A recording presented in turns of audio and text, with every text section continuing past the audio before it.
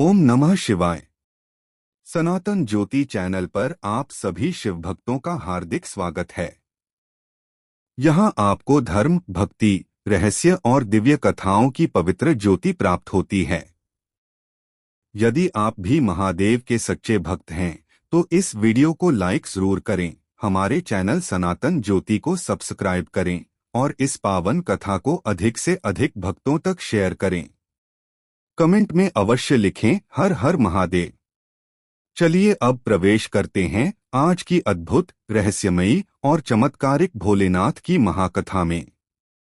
हिमालय की बर्फीली चोटियों के नीचे, बादलों से ढकी घाटियों के बीच एक प्राचीन गांव था, शिवपुर। यह कोई साधारण गांव नहीं था। कहते हैं कि हजारों वर्ष पहले यहाँ स्वयं ऋषियों ने तप किया था। हर घर में सुबह शंख बजता, हर आंगन में तुलसी थी और हर सोमवार पूरा गांव व्रत रखता था। गांव के बीचों बीच एक विशाल बरगद का पेड़ था, जिसकी जड़ों के पास एक पुराना पत्थर रखा था। लोग उसे बस देवशिला कहते थे, पर उसके पीछे का रहस्य अब किसी को याद नहीं था। समय बदला, पीढ़ियां बदली और भक्ति धीरे धीरे रस्म बन गई। पूजा रही पर भावना कम हो गई। लोग मंदिर तो जाते थे, पर मन व्यापार, धन और झगड़ों में उलझ गया था। फिर भी गांव बाहर से खुश दिखता था। खेत लहलहाते, नदियां बहती, पशु स्वस्थ, बच्चे खेलते। लेकिन एक सोमवार कुछ अलग हुआ। सुबह सूरज उगा ही था कि आकाश का रंग अजीब लाल हो गया। पक्षी चुप हो गए, कुत्ते रोने लगे। अचानक धरती हल्की कांपी और गांव के बाहर श्मशान की दिशा से डमरू जैसी धीमी ध्वनि सुनाई दी। ढम ढम ढम। लोग घरों से निकले। तभी धुएं के बीच से एक अघोरी जैसा पुरुष प्रकट हुआ। जटाजूट, भस्म लिपटा शरीर, आंखें अंगारे जैसी। वह बरगद के पास आकर रुका और भारी आवाज में बोला। यह भूमि पवित्र थी, पर अब शिव की ऊर्जा यहाँ सुप्त है। तुम लोगों ने कुछ खो दिया है। गांव का मुखिया आगे आया। महाराज, हम तो पूजा करते हैं। अघोरी हंसा। पूजा या आदत, भक्ति या दिखावा? इतना कहकर वह अचानक गायब हो गया। उस दिन के बाद सब बदल गया। अगले हफ्ते खेतों में फसल सूखने लगी। बिना कारण गायें बीमार, बच्चों को बुखार। रात में बरगद के पास कोई जाने की हिम्मत नहीं करता, क्योंकि वहां से राख जैसी गंध और डमरू की ध्वनि आती। गांव के बुजुर्ग दादा हरिदास ने कांपती आवाज में कहा, जब मैं छोटा था, मेरे दादा बताते थे, यहाँ कोई प्राचीन शिवलिंग था, जिसे एक समय पूजा जाता था। फिर किसी कारण मिट्टी में दब गया। लोग डर गए। क्या भोलेनाथ रूठ गए? भीड़ में एक दुबला, साधारण, फटे कपड़ों वाला लड़का खड़ा था। नाम भोलू। माता पिता नहीं, कोई सहारा नहीं, पर आंखों में अजीब शांति। उसने धीरे कहा, अगर भोलेनाथ नाराज हैं तो उन्हें मनाया भी जा सकता है। लोग हंस पड़े। तू मनाएगा महादेव को? भोलू बोला, वो मेरे भी तो हैं। गरीब का भगवान जल्दी सुनते हैं। उस रात भोलू सो नहीं पाया। हवा में अजीब सन्नाटा था। उसने आसमान देखा और बोला, भोलेनाथ, अगर आप सच में यहाँ हैं तो मुझे रास्ता दिखाओ। रात के तीसरे प्रहर उसे सपना आया। घना जंगल, चांदनी और दूर एक हल्का नीला प्रकाश। सुबह उठते ही उसने तय कर लिया, वो जंगल जाएगा। लोगों ने रोका, वहां भूत हैं, जंगली जानवर हैं। भोलू मुस्कुराया, जहां शिव हैं वहां डर नहीं। वो नंगे पैर निकल पड़ा। रास्ते में कांटे, पत्थर, ठंडी हवा। पर उसके होठों पर सिर्फ एक मंत्र, ओम नमः शिवाय, ओम नमः शिवाय। जंगल के भीतर जाते जाते वातावरण बदलने लगा। पक्षी चुप, हवा ठंडी, जैसे समय धीमा हो गया हो।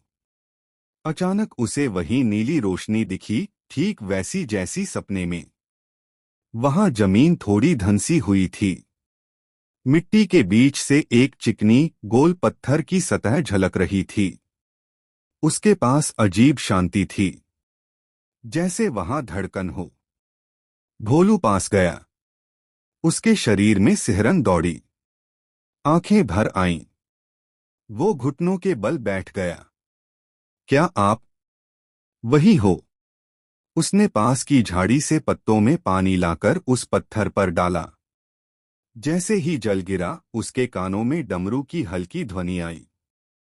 हवा में बिल्वपत्र की सुगंध। भोलू रो पड़ा, भोलेनाथ, गांव को बचा लो। हम भूल गए, पर आप मत छोड़ो। उसके आंसू मिट्टी पर गिरे। तभी सूखी जमीन से एक पतली जलधारा फूट पड़ी। भोलू स्तब्ध।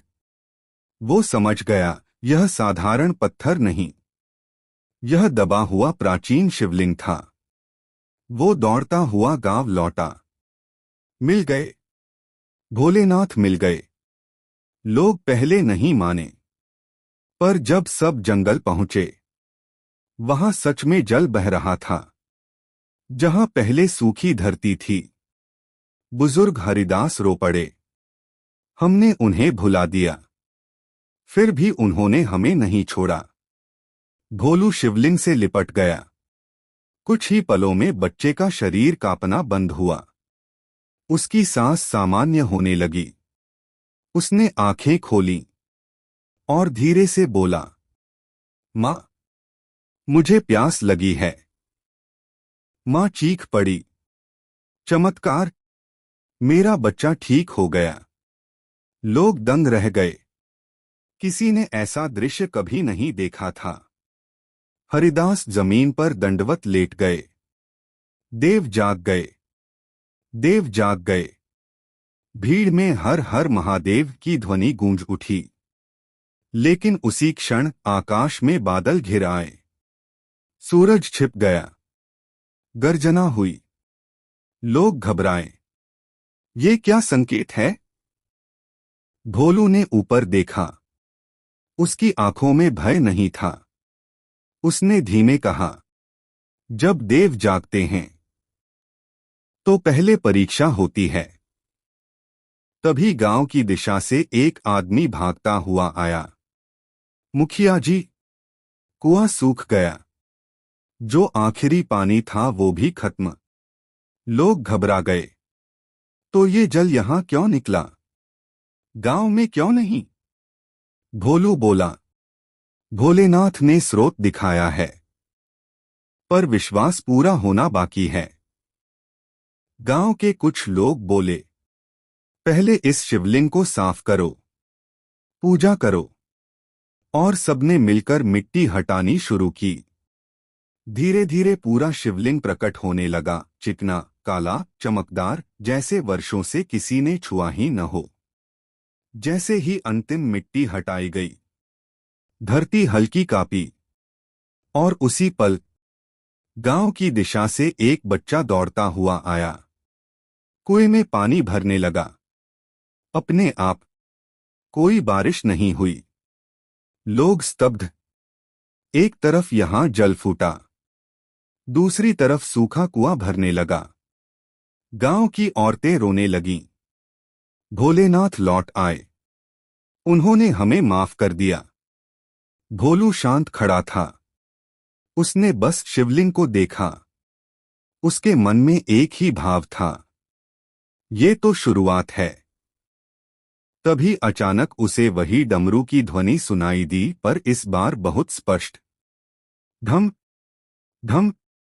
बाकी किसी को नहीं सुनाई दी, सिर्फ भोलू को।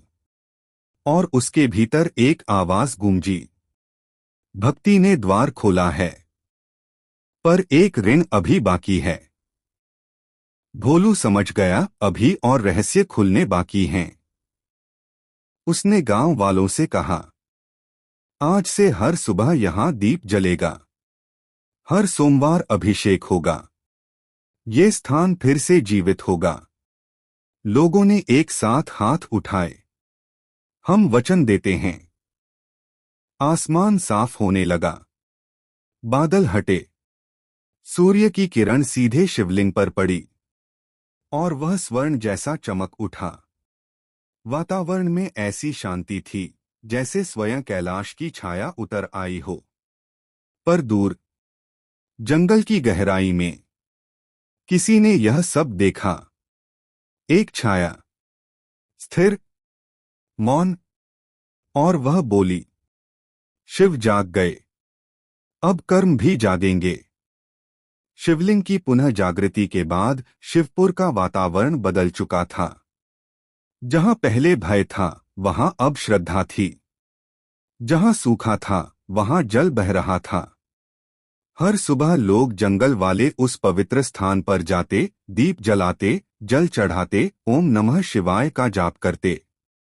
परंतु संसार में जब भी दिव्यता प्रकट होती है तो कर्मों का हिसाब भी जागता है। एक रात जब पूरा गांव सो रहा था, अचानक मुखिया के घर से रोने की आवाजें आने लगीं। मुखिया, जो गांव का सबसे बलवान और प्रभावशाली व्यक्ति था, अचानक अजीब पीड़ा में तड़पने लगा। उसका शरीर ठंडा पड़ रहा था, सांसें टूट टूट कर आ रही थीं। वैद्य बुलाए गए, जड़ी बूटियां दी गईं, मंत्र पढ़े गए, पर कुछ असर नहीं। एक बूढ़े ज्योतिषी ने उसकी नाड़ी पकड़कर गहरी सांस ली और बोला, इनकी आयु पूरी हो चुकी है, अब केवल भगवान ही। घर में सन्नाटा छा गया। मुखिया की पत्नी रोती हुई बोली, कल तक तो ये ठीक थे, ये अचानक कैसे? भीड़ में खड़ा भोलू यह सब सुन रहा था। उसका मन कांप उठा। उसने देखा, वही मुखिया जिसने पहले उसका मजाक उड़ाया था, आज जीवन और मृत्यु के बीच झूल रहा है। भोलू चुपचाप घर से निकल गया और सीधे जंगल के उस शिवलिंग के पास पहुंचा। रात का तीसरा प्रहर था। चांद बादलों में छिपा हुआ। हवा में अजीब ठंडक। भोलू शिवलिंग के सामने बैठ गया। उसकी आवाज कांप रही थी, भोलेनाथ, आपने जल दिया, जीवन दिया, अब क्या आप मृत्यु भी रोक सकते हैं? वह रो पड़ा। अगर भक्ति सच्ची है, अगर आप सच में यहां जागे हैं, तो मुखिया को बचा लो। उसने गलती की होगी, पर वो आपका ही बालक है। हवा एकदम स्थिर हो गई। अचानक आसपास के पेड़ हिलने लगे, जैसे कोई अदृश्य शक्ति वहां उतर रही हो। भोलू ने आंखें बंद कर लीं और जोर से जप करने लगा, ओम नमः शिवाय, ओम नमः शिवाय, ओम नमः शिवाय। उसी समय गांव में मुखिया की सांसें लगभग रुक गईं। घर वाले चिल्लाने लगे, गंगाजल लाओ, दीपक लाओ। अचानक कमरे की दीवारों पर परछाइयां लहराने लगीं। दीपक की लौ तेज होकर कांपने लगी। मुखिया ने आधी खुली आंखों से देखा, कमरे के कोने में एक विशाल छाया खड़ी है, काले धुएं जैसी, शांत, प्रतीक्षा करती हुई। वह यमदूत जैसा प्रतीत हो रहा था। मुखिया का शरीर डर से जड़ हो गया। उधर जंगल में भोलू के सामने शिवलिंग से हल्की धुंध उठने लगी। वह धुंध धीरे धीरे आकार लेने लगी। डमरू की ध्वनि गूंजी, ढम ढम ढम। इस बार इतनी स्पष्ट कि भोलू के कानों में गूंज उठी। उसके सामने एक दिव्य छाया प्रकट हुई, जटाधारी, भस्मलिप्त, त्रिशूलधारी, शांत परंतु असीम शक्तिशाली। भोलू कांप गया। महादेव! एक गंभीर अनंत गूंजती हुई आवाज सुनाई दी। भोलू, मृत्यु नियम है, कर्मों का फल है। भोलू रोते हुए बोला, पर आप तो महाकाल हैं, काल के भी स्वामी। क्षण भर मौन, फिर आवाज आई, जहां भक्ति निस्वार्थ होती है वहां नियम बदल भी सकते हैं। उसी क्षण गांव में मुखिया के कमरे की वह काली छाया पीछे हटने लगी। दीपक की लौ स्थिर हो गई। मुखिया ने अचानक गहरी सांस ली, जैसे डूबता हुआ व्यक्ति पानी से बाहर आया है। घर वाले चिल्ला उठे, ये जीवित हैं, ये सांस ले रहे हैं।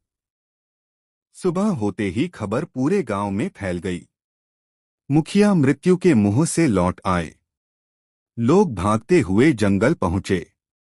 वहां भोलू अभी भी शिवलिंग के पास बैठा था, थका हुआ पर चेहरे पर शांति। मुखिया खुद कांपते कदमों से आया और भोलू के सामने घुटनों पर बैठ गया। मैंने तुझे छोटा समझा, पर तू तो शिव का दूत निकला। भोलू ने सिर हिलाया। नहीं, ये मेरी नहीं, भक्ति की जीत है। तभी आकाश में हल्की गर्जना हुई। सूरज बादलों से निकला और उसकी किरण सीधे शिवलिंग पर पड़ी। सबने एक साथ हाथ जोड़ लिए।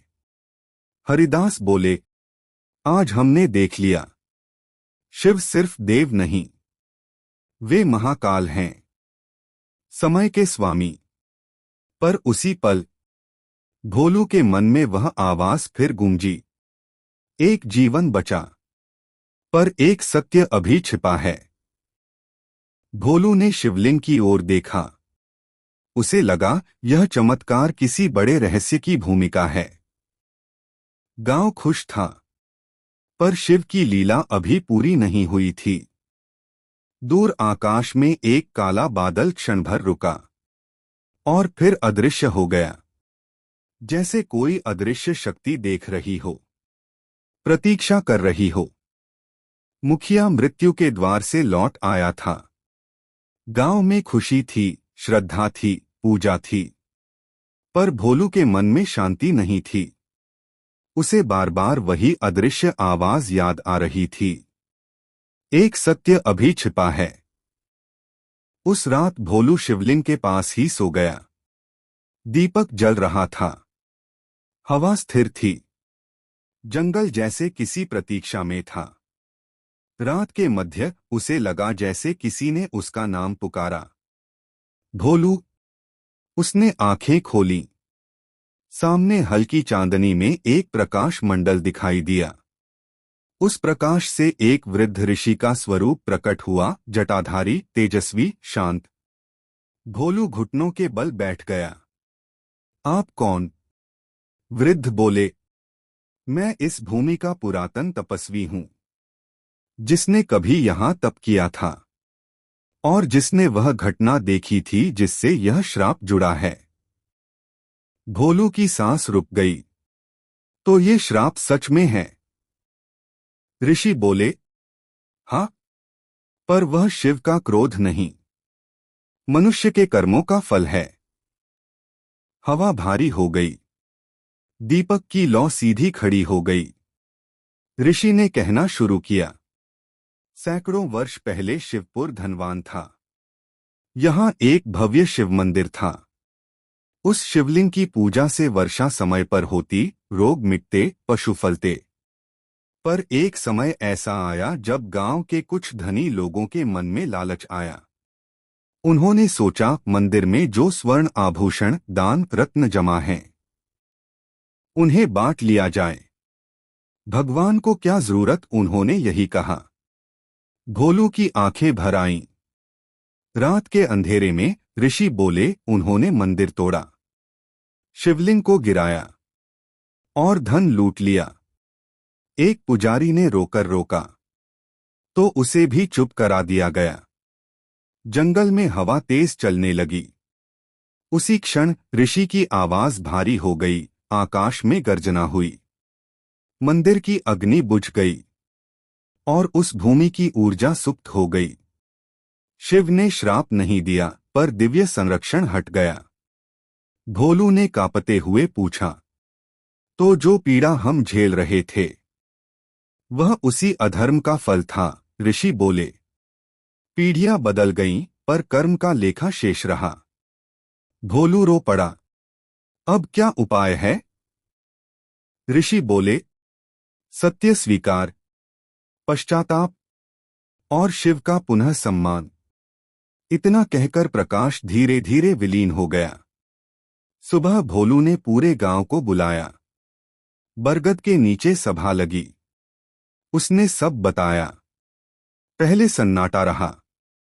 फिर हरिदास बोले, मेरे दादा कहा करते थे, हमारे पूर्वजों ने एक बड़ा पाप किया था, पर किसी ने विस्तार नहीं बताया। मुखिया का सिर झुक गया।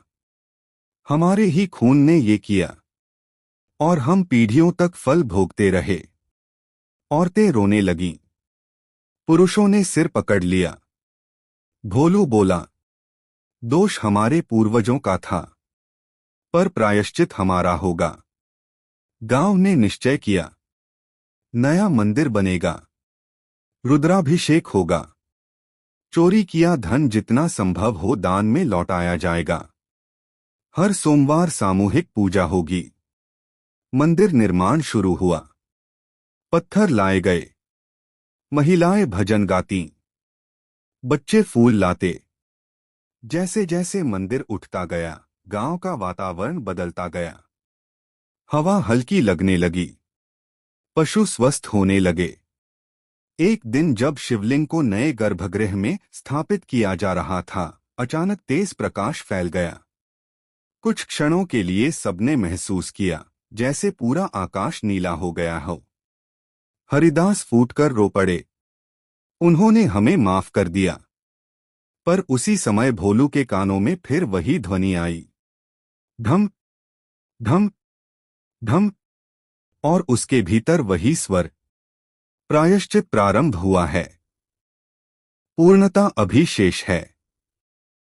भोलू समझ गया, अंतिम लीला अभी बाकी है।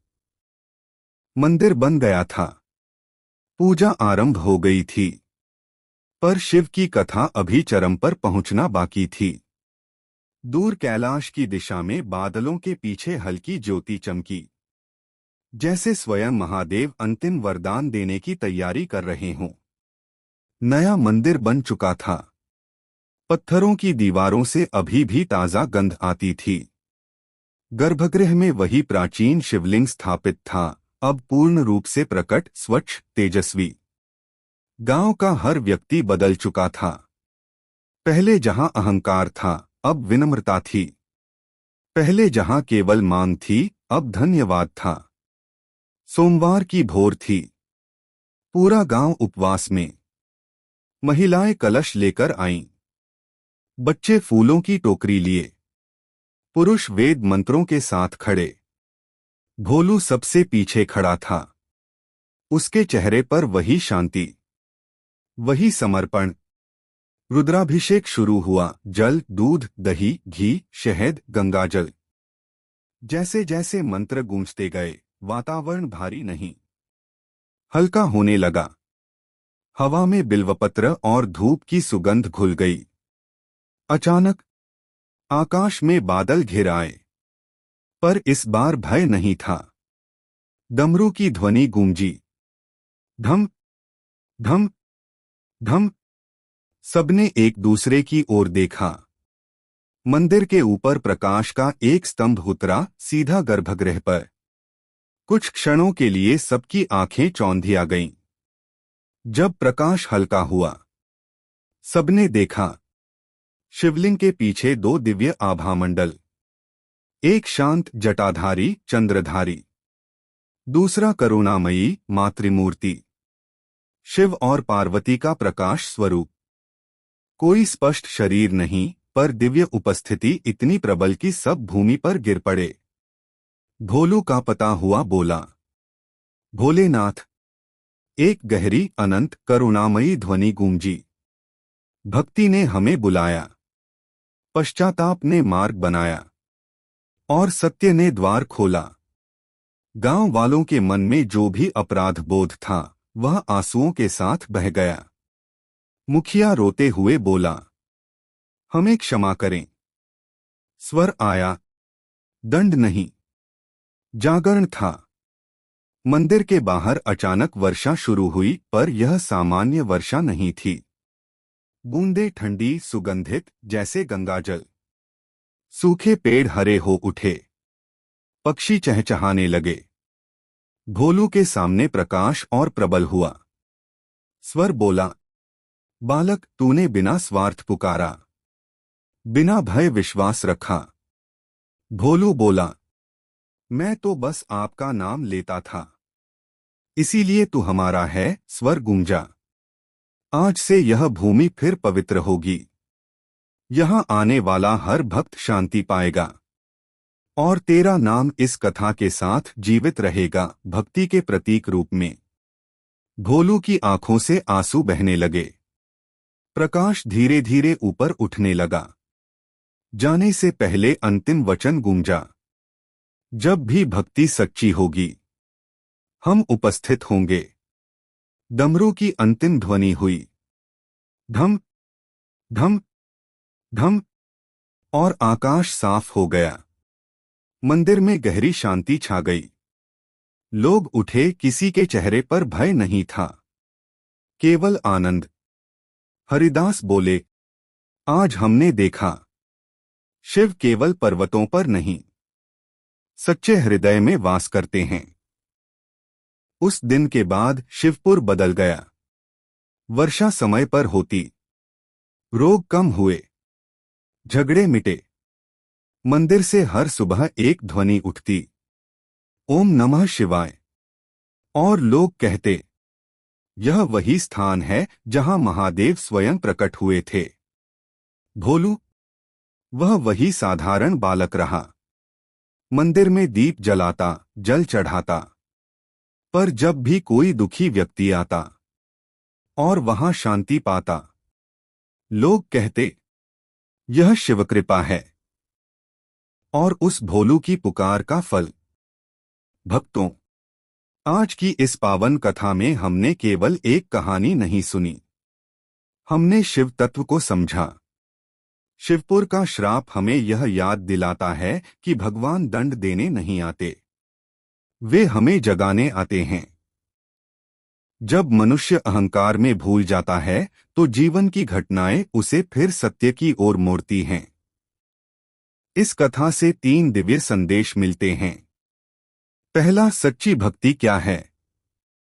भक्ति केवल दीप जलाना नहीं, केवल मंत्र बोलना नहीं। भक्ति वह है जहां स्वार्थ समाप्त हो जाता है, जहां हम भगवान को आदेश नहीं देते बल्कि समर्पण करते हैं। दूसरा, पश्चाताप की शक्ति। कोई भी मनुष्य पूर्ण नहीं, गलतियां होती हैं, पर जो अपनी भूल स्वीकार कर ले, जो हृदय से क्षमा मांगे, वहां ईश्वर का हृदय पिघलता है। शिवपुर ने जब अपना पाप स्वीकार किया तभी श्राप टूटा। याद रखिए, भगवान से कुछ छिपता नहीं, पर सच्चा पश्चाताप भाग्य बदल देता है। तीसरा, सेवा ही सबसे बड़ी पूजा है। मंदिर बनाना पत्थरों का काम था, पर असली मंदिर बना जब गांव के मन बदल गए, जब लोग एक दूसरे की सहायता करने लगे, जब अहंकार की जगह करुणा आई। वहीं शिव का वास हुआ, क्योंकि शिव केवल मूर्ति में नहीं, भाव में बसते हैं। भक्तों, जब भक्ति सच्ची हो, जब हृदय विनम्र हो, जब सेवा जीवन का मार्ग बने, तब शिव दूर नहीं रहते। अब सब आंखें बंद करें, मन शांत करें और 5 बार एक साथ जप करें, ओम नमः शिवाय, ओम नमः शिवाय, ओम नमः शिवाय, ओम नमः शिवाय, ओम नमः शिवाय। जो बोले सो हर हर महादेव। अगर इस कथा से आपके हृदय में भक्ति की ज्योति जली हो तो इस दिव्य संदेश को और भक्तों तक पहुंचाइए। शिव आप सब पर कृपा बनाए रखें।